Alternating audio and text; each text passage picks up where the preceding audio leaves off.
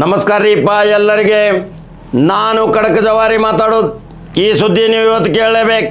ಖಡಕ್ ಜವಾರಿ ಕಾಕ ಗ್ರೌಂಡ್ ರಿಪೋರ್ಟ್ ಹೇಳ್ತಾನೆ.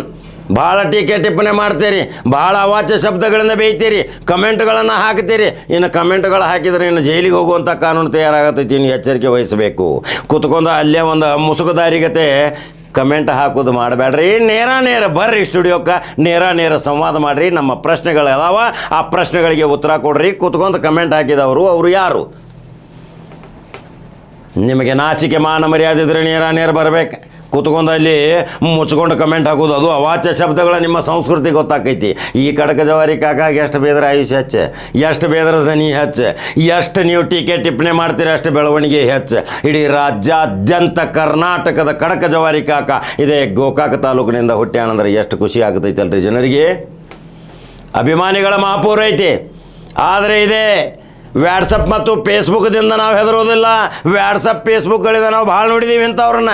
ಈ ವ್ಯಾಟ್ಸಪ್ ಫೇಸ್ಬುಕ್ದವ್ರು ಯಾರು ಮಾಡ್ತಾರೆ ಗೊತ್ತಾ? ಮುಸುಕುದಾರಿಗಳು, ಕಾಣದ ಕೈವಾಡದ ಪುರುಷರು, ತುಡುಗಲಿ ಅಡಿಗೆ ನೆತ್ತು ಹಾಕುವ ಈ ವ್ಯಾಟ್ಸಪ್ಗಳಿಗೆ ನಾವು ಹೆದರೋದಿಲ್ಲ ಅಂತಾರೆ ಬಾಲಚಂದ್ರ ಜಾರಕಿಹೊಳಿ. ನೋಡಿದಿರಿ, ಈ ಸೋಲಿಲ್ಲದ ಸರ್ದಾರ ಒಂದೊಂದು ಹಳ್ಳಿಗೆ ಹೋದ್ರೆ ಜನ ಹೆಂಗೆ ಬೆನ್ನು ಹತ್ತೈತಿ.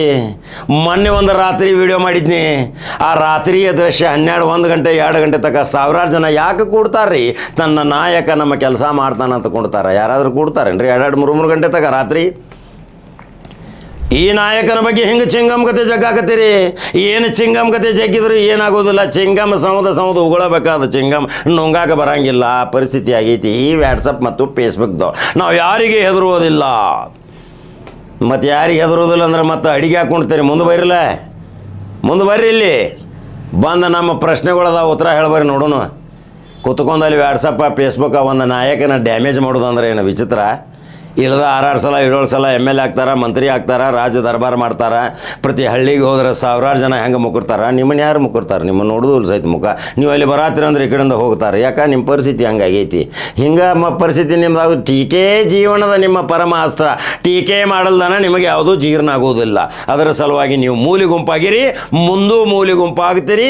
ಈ ಸೋಲಿಲ್ಲದ ಸರ್ದಾರ ಸತತ ಆರಿಸಿ ಬರ್ತಾನೆ, ಮತ್ತೆ ವಿಧಾನಸಭಾ ಪ್ರವೇಶ ಮಾಡ್ತಾನೆ 28ಕ್ಕೆ. ಇದು ನಮ್ಮ ಚಾಲೆಂಜ್. ಬಾಲಚಂದ್ರ ಜಾರಕಿಹೊಳಿ ಯಾಕೆ ಇಷ್ಟೊಂದು ಚಿಂಗಮ್ಗತೆ ಜಗ್ತೀರಿ? ಯಾಕೆ ಇಷ್ಟೊಂದು ಹೀಯಾಳಿಸ್ತೀರಿ?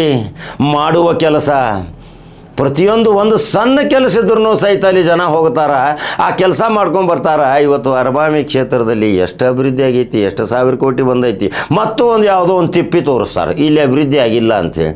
ಹಳೆ ಇತಿಹಾಸಗಳು ತೆಗೀರಿ. 30 ವರ್ಷ ಯಾವಿದ್ದ ಶಾಸಕ ಬರ್ತಿರ್ಕಿಲ್ಲ. ಹೊಳ್ಳಿ ತಿಂಗಳಾನ ಗಂಟ್ಲೆ ಒಮ್ಮೆ ಬಂದು ಹೋಗ್ತಿದ್ದ. ಆವಾಗ ಸುಮ್ಮ ಕೂತ್ರಿ ಬಾಯಿ ಮುಚ್ಕೊಂಡು.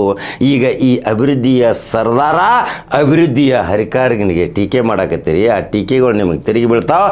5-5 ಸಾವಿರ ಯಾವಾಗ ನೀವು ಏನೇನು ಟೀಕೆ ಮಾಡ್ತೀರಿ? 5-5 ಸಾವಿರ ಓಟ್ ಪ್ಲಸ್ 35ರಿಂದ 50 ಆಕೈತಿ. ಬರೆದಿಟ್ಕೋರಿ. ಸೋಲ್ಸಕ್ಕೆ ಸಾಧ್ಯ ಇಲ್ಲ. ಯಾಕೆ ಸೋಲ್ಸಕ್ಕೆ ಸಾಧ್ಯ ಇಲ್ಲ?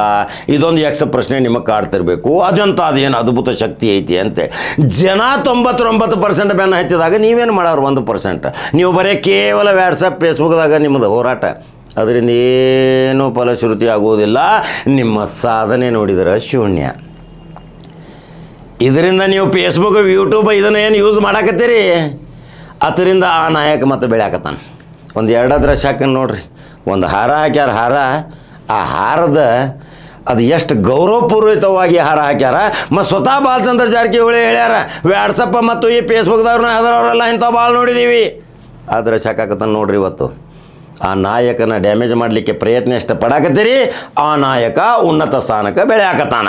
ಆ ನಾಯಕ ಇವತ್ತು ಬಾಲಚಂದ್ರ ಜಾರಕಿಹೊಳಿ ಅರಬಾಮಿ ಕ್ಷೇತ್ರದ ನಡೆದಾಡು ದೇವ್ರಂತಾರ. ಇದಕ್ಕೂ ಮತ್ತು ಉರಿ ಅನ್ರಿ. ಜನಾನ ಅದಕ್ಕೆ ನಾಮಕರಣ ಮಾಡಿದ್ದಾರೆ ಅಂದಮೇಲೆ ಏನು ಮಾಡೋಕ್ಕೆ ಸಾಧ್ಯ ಇಲ್ಲ.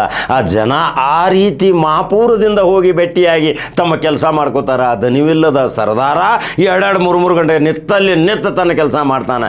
ಇವನೆಂಥ ಸರ್ದಾರ, ಇವನೆಂಥ ಶಾಸಕ, ಅರಬಾಮಿಯ ಶಾಸಕ.